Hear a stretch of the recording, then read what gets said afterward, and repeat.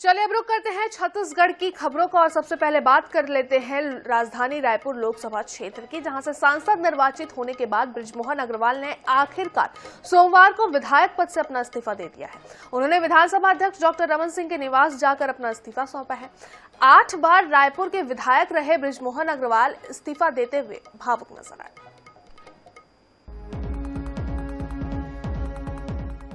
बृजमोहन अग्रवाल 35 सालों से ज्यादा समय से मध्य प्रदेश और छत्तीसगढ़ विधानसभा की कार्यवाही में शामिल रहे। बतौर मंत्री रहते हुए राज्य के विकास और खुशहाली के लिए काम किया। सांसद चुने जाने पर भाजपा के वरिष्ठ विधायक बृजमोहन अग्रवाल ने सोमवार को विधायक पद से इस्तीफा दे दिया।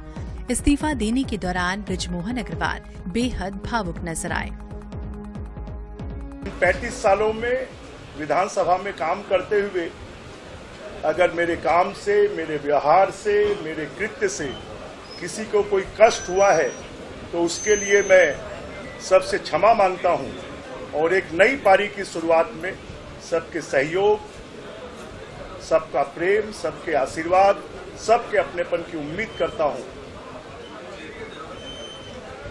और इसी भावना के साथ अब जिस काम को करने के लिए संसद के रूप में मैं देश की सबसे बड़ी पंचायत में जा रहा हूं, मैं चाहूंगा कि उसके लिए सभी की शुभकामनाएं मुझे मिलें और उनकी भावना के अनुरूप मैं काम कर पाऊं, यही मैं लोगों से उम्मीद करता हूं, अपेक्षा करता हूं। बृजमोहन अग्रवाल के इस्तीफे पर विधानसभा अध्यक्ष डॉक्टर रमन सिंह ने कहा कि बृजमोहन जी ने विधिवत तरीके से विधायक पद से इस्तीफा दिया है। इस्तीफा तुरंत स्वीकार कर लिया गया। उन्होंने कहा कि बृजमोहन जी के विधानसभा में रहने से विधानसभा भरा भरा सा लगता था। अब सदन में उनकी कमी महसूस होगी। वहीं प्रेम प्रकाश पांडे ने कहा, ये क्षण भावुक है, लेकिन अब उनको काम करने के लिए बड़ा कैनवास मिलेगा। आज विधिवत तरीके से बृजमोहन जी ने अपने छत्तीसगढ़ विधानसभा की सदस्यता से त्याग पत्र दिया है और उसको तुरंत स्वीकृत कर लिया गया। नहीं, अब अच्छा है, मतलब ये जरूर है कि इतने लंबे समय वो छत्तीसगढ़ और मध्य प्रदेश विधानसभा के सदस्य रहे हैं। अब बड़ा कैनवास, देश की बड़ी पंचायत जो है लोकतंत्र की, लोकसभा में जा रहे हैं, उनका भविष्य उज्जवल होगा और अच्छा रहेगा। विधानसभा की सदस्यता से इस्तीफा देने के साथ ही बृजमोहन अग्रवाल का विधायकी का सुदीर्घ सफर खत्म हुआ, मगर अब सांसद के रूप में नई जिम्मेदारी, नई ऊर्जा के साथ रायपुर लोकसभा और छत्तीसगढ़ के लिए काम करने की बात वो कहते हैं। अब देखने वाली बात ये होगी कि उनके दीर्घ अनुभव के चलते केंद्र में कोई पद मिल पाता है या वो बतौर सांसद ही छत्तीसगढ़ की सेवा करेंगे। INH 24/7 के लिए रायपुर से स्वप्निल गौरखेड़े की रिपोर्ट। इधर छत्तीसगढ़ में इस साल के अंत में नगरीय निकाय चुनाव होंगे। राज्य सरकार ने निकाय चुनाव की तैयारी अब तेज कर दी है। इस बार महापौर और अध्यक्ष का चुनाव प्रत्यक्ष प्रणाली से कराने पर विचार किए जा रहा है। भूपेश सरकार से पहले जनता सीधे मेयर और अध्यक्ष चुनती थी। विधानसभा और लोकसभा चुनाव में जीत से उत्साहित भाजपा को स्थानीय चुनाव में भी जीत का पूरा भरोसा है। देखिए,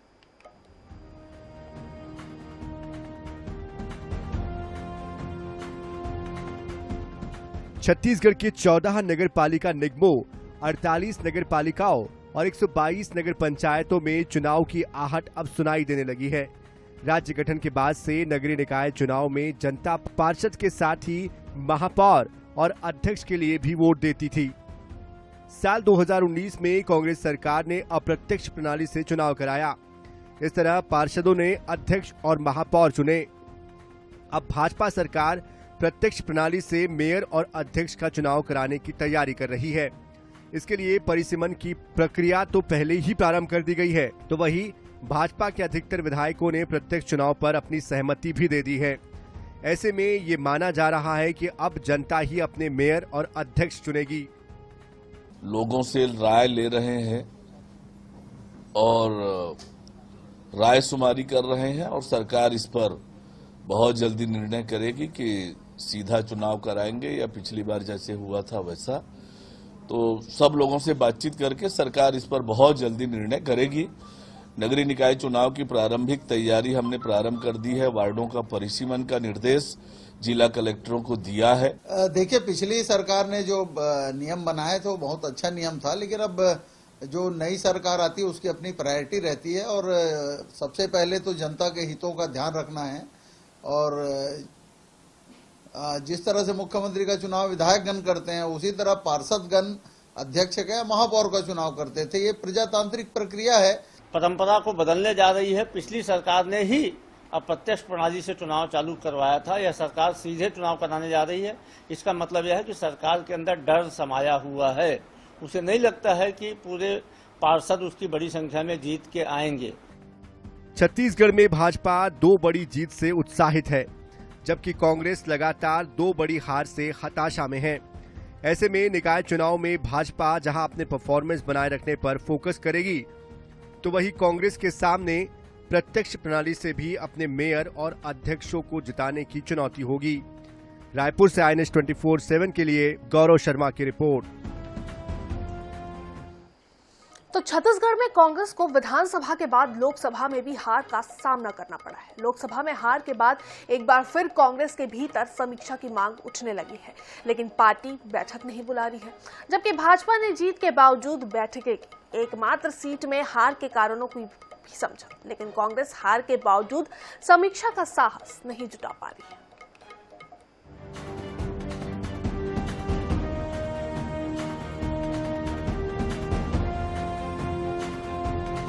छत्तीसगढ़ में लोकसभा चुनाव में जीत की आस में कांग्रेस ने पूर्व मुख्यमंत्री भूपेश बघेल से लेकर ताम्रध्वज साहू, कवासी लखमा और शिव डहरिया को भी मैदान में उतारा, लेकिन सभी को हार का सामना करना पड़ा। महज एक सीट पर कांग्रेस जीत दर्ज कर पाई। इस बार भी कांग्रेस के भीतर समीक्षा की मांग उठ रही है। धीरेन्द्र साहू जैसे बड़े नेता ने कहा है कि एक स्थान के नेता को दूसरे स्थान से चुनाव लड़ाने का नुकसान हुआ, इस हार की समीक्षा होनी चाहिए। कई और नेता भी दबी जुबान में हार की समीक्षा की मांग कर रहे हैं, लेकिन अब तक कांग्रेस ने समीक्षा बैठक नहीं बुलाई। दूसरी ओर भाजपा ने बैठक कर न सिर्फ परिणाम की समीक्षा की, बल्कि निकाय चुनाव की तैयारी भी शुरू कर दी। यही वजह है कि कांग्रेस में लगातार समीक्षा की मांग हो रही है। वही भाजपा इसे लेकर कांग्रेस पर तंज कस रही है।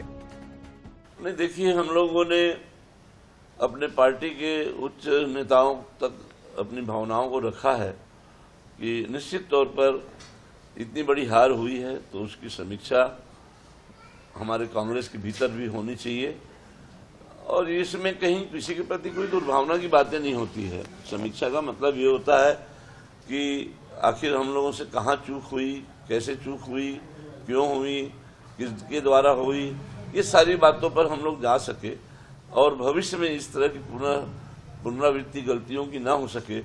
करेंगे, उसमें कहीं कोई दिक्कत नहीं। हमारे प्रभारी जी भी आएंगे और हमारे बड़े नेतागण अभी दिल्ली गए थे, चर्चा किए हैं, और हम लोग बीच बीच में चर्चा करते रहते हैं। मीटिंग भी होगी और उसमें विचार भी किया जाएगा। यही वो विषय है जिसे विचार करना चाहिए कांग्रेस पार्टी को। अपनी पार्टी की चिंता नहीं है, अपने अंदर झांक नहीं पा रहे हैं, सरकार के कामों पर, सरकार के निर्णयों पर लगातार वो बोलते हैं। उनके घर के क्या हालात हैं, घर संभला नहीं जा रहा है और घर की दुर्दशा हो रही है, और दूसरे के घर में झांकने का प्रयत्न कांग्रेस पार्टी कर रही है। छत्तीसगढ़ में लगातार 2 बड़ी हार से हताश कांग्रेस में संगठन में बदलाव की अटकलें तेज है। वही हार के बाद रार के हालात भी बने हुए हैं। इन परिस्थितियों में सबकी निगाहें अब हाईकमान पर टिकी है। अब ये देखना दिलचस्प होगा कि हाईकमान वर्तमान नेतृत्व के पक्ष में फैसला करेगा या कोई बड़ा बदलाव देखने मिलेगा। रायपुर से INS 24/7 के लिए गौरव शर्मा की रिपोर्ट।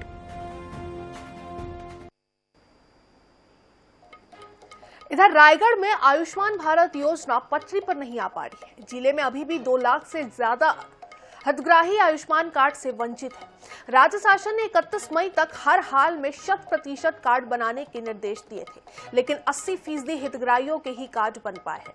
जिला प्रशासन टारगेट को पूरा करने के लिए नई स्कीम बना रही है। प्रशासन का दावा है कि जल्द ही बचे हुए लोगों को आयुष्मान कार्ड बनाया जाएगा। बता दें कि जिले में 12,13,714 हितग्राहियों के आयुष्मान कार्ड बनने हैं। अब तक 10 लाख हितग्राहियों का कार्ड ही जनरेट हो पाया है। अधिकारियों का कहना है कि सर्वर में दिक्कतों की वजह से कार्ड जनरेट होने में समय लग रहा है। हमारे यहाँ जिले में अभी तक के 80% क्रॉस हो चुका है आयुष्मान भारत कार्ड, और चल रहा है, काम प्रोसेस में चल रहा है। एक्चुअली क्या हो रहा है कि ये कोशिश तो कर रहे हैं, लेकिन कुछ सर्वर की प्रॉब्लम्स रहते हैं, कुछ इशू रहता है, और टारगेट हमारा कंटिन्यू बढ़ रहा है। कल ही हमारा 12,000 का टारगेट फिर बढ़ गया, उसके कारण टारगेट बढ़ते जा रहे हैं कंटिन्यू, इसके कारण थोड़ा सा ये है, लेकिन फिर भी 80% तो कवर हो चुका है हमारा। आयुष्मान कार्ड हमारे जिले में पिछले 2 से 3 महीने में काफी अच्छी प्रगति हुई है। पहले लोकसभा के मॉडल कोड से पहले भी कलेक्टर सर ने रिव्यू करके हेल्थ और पंचायत नगर निगम की टीम को डायरेक्शन दिए थे। हम लोग पिछले दिनों के से लेके अभी तक देखें तो काफी अच्छी प्रगति हुई है। 81.6 पे हम लोग अपने टारगेट पे पहुंच चुके हैं।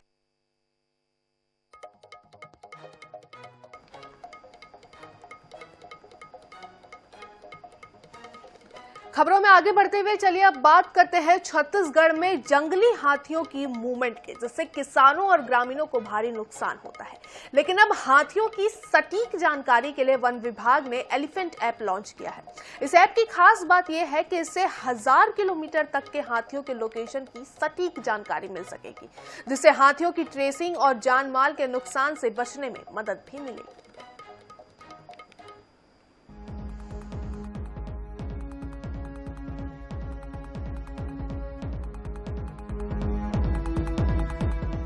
गरियाबंद के उदंती सीता नदी टाइगर रिजर्व में हाथियों के लोकेशन और विचरण की सटीक जानकारी के लिए नया ऐप लॉन्च किया गया है। इससे ग्रामीणों को उनके क्षेत्र में हाथी की उपस्थिति की एकदम सटीक जानकारी मिल सकेगी। इस ऐप के जरिए अर्ली वार्निंग अलर्ट भेजे जाएंगे। इसके अलावा छत्तीसगढ़ सहित इसके आसपास के राज्यों के 1000 किलोमीटर की परिधि में आने वाले वन कर्मियों को भी हाथियों के लोकेशन और उनके विचरण की जानकारी मिल सकेगी। उदंती सीता नदी टाइगर रिजर्व में हाथी ट्रैकर्स और अलर्ट ऐप के उपयोग से विगत 16 महीने में वन्य प्राणी मानव द्वंद से कोई भी जनहानि नहीं हुई है। विभाग ऐप की सफलता को देखते हुए 12 वन मंडलों में अलर्ट ऐप का उपयोग कर रहा है। वन मंत्री ने कहा कि इस ऐप से हाथी मानव द्वंद की घटनाएं कम होंगी। जो एलिफेंट ऐप है, इसके माध्यम से हमारे लोगों को और विभाग को इस बात की जानकारी प्राप्त होती है कि अभी उनका विचरण कहाँ पे चल रहा है, कितनी डिस्टेंस पे है, और उसकी जानकारी मिलने के बाद आदमी सतर्क हो जाता है। और एक अच्छा प्रयोग है। और उसके साथ साथ हमारे यहाँ के जो हाथी की बात का हमारे देश के प्रधानमंत्री जी ने अपने मन की बात में भी उल्लेख किया और एक उदाहरण प्रस्तुत किया हमारे पूरे छत्तीसगढ़ में, पूरे देश में।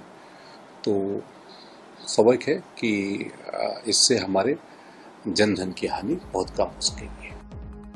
वन विभाग इससे पहले तक AI ऐप का उपयोग करता था। इसमें हाथी के लोकेशन से 10 किलोमीटर की परिधि में उपस्थित ग्रामीणों को अलर्ट किया जाता था।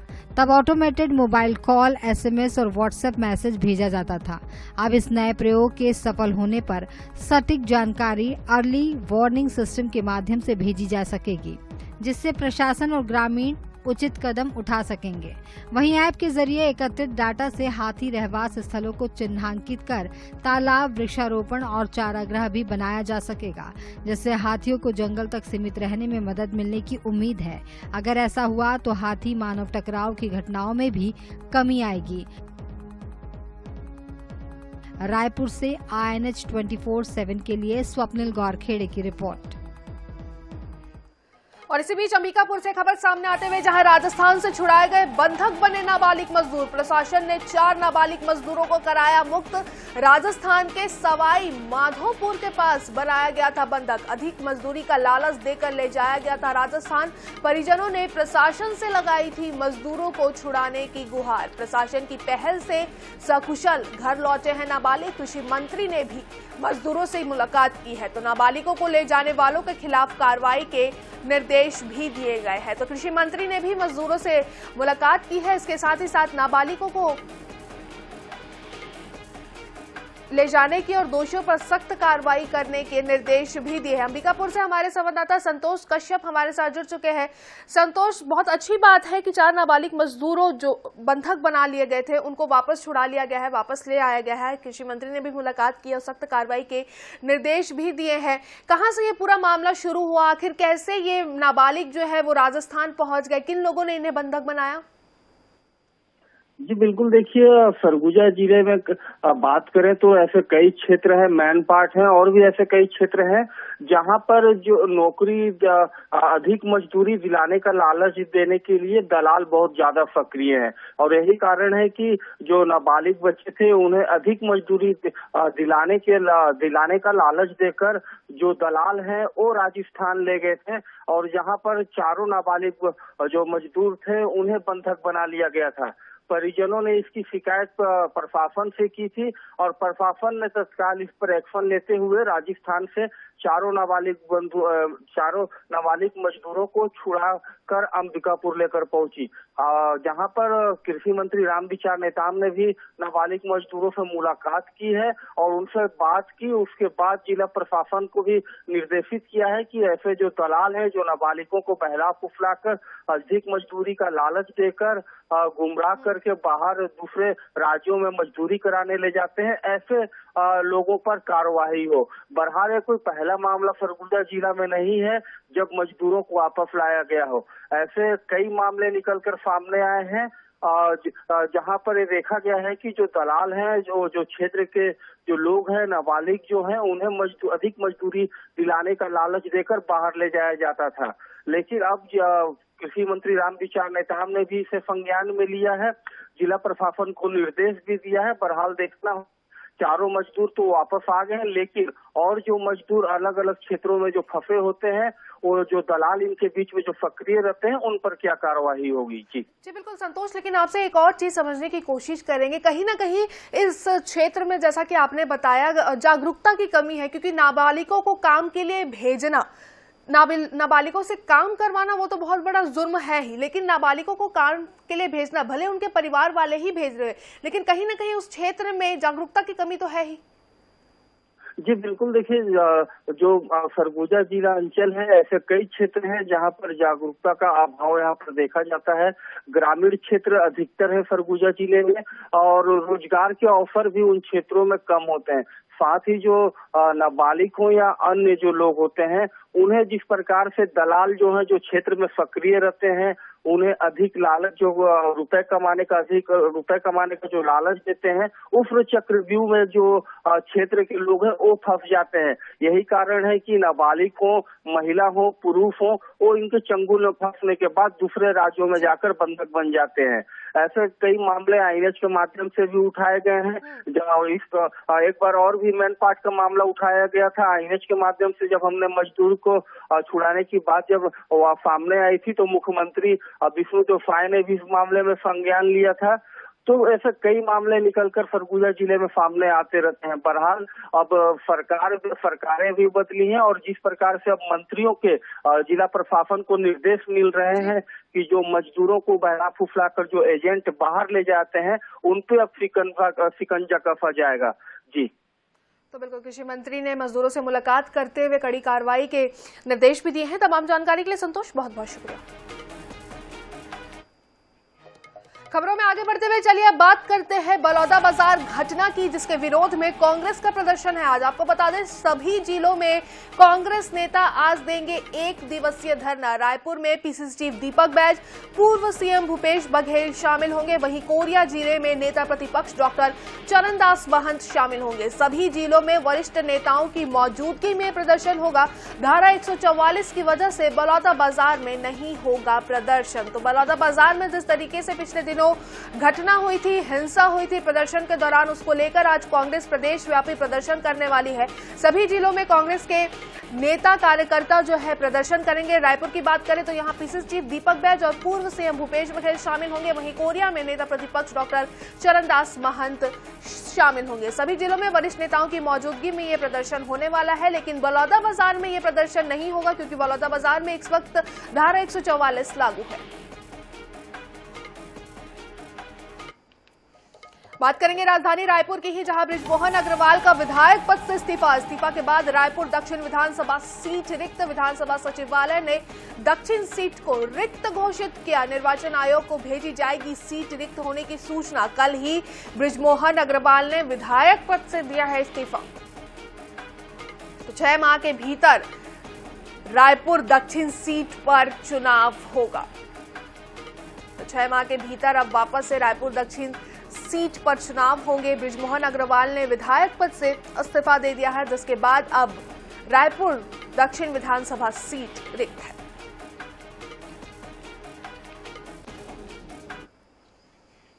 इधर सुहेला में बारिश होते ही किसान खेती बाड़ी के कार्य में जुट गए हैं, लेकिन अभी से ही किसानों को बीज की किल्लत होने लगी है। इसके कारण किसान मजबूरी वश महंगे दामों में प्राइवेट दुकानों की ओर रुख कर रहे हैं और बीज खरीद रहे हैं। दरअसल सेवा सहकारी समिति सुहेला में बीज खत्म हो गया और अब तक यहां बीज नहीं आया है। हमारे यहाँ भी खाद तो पर्याप्त मात्रा में है, किसानों को खाद के लिए भी कोई दिक्कत नहीं है जी। बीज एक बार आया था 400 सरना 400 महमाया आया था। उसके बाद से हम लोग लगातार प्रयास कर रहे हैं डिमांड के लिए। जी जी। ग्राम सेवा के माध्यम से डिमांड दे दिए हैं 300 सरना और 100 महमाया के लिए। जी जी। ब्रांच स्तर से भी डिमांड दे दिए हैं, लेकिन अभी तक बीज आया नहीं है। एक ही बार आया था। जी जी। तो थोड़ा बीज में थोड़ा सा दिक्कत आ रही है, खाद पर्याप्त मात्रा में।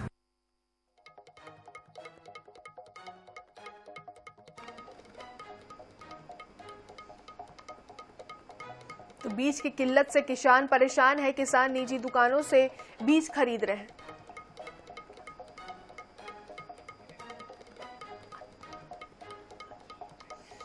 तो चलिए अब बात कर लेते हैं छत्तीसगढ़ के मौसम की। तो यहाँ मॉनसून सुकमा बीजापुर तक पहुंचकर अब अटक चुका है। इससे राजधानी रायपुर समेत अधिकांश राज्य में ठीक से बारिश नहीं हो रही है, लेकिन अब बारिश होने की थोड़ी संभावना नजर आ रही है। अनुमान है कि आज कल से राज्य में मानसूनी गतिविधियां बढ़ेंगी, लेकिन अच्छी बारिश के लिए अभी कुछ दिन और इंतजार करना होगा।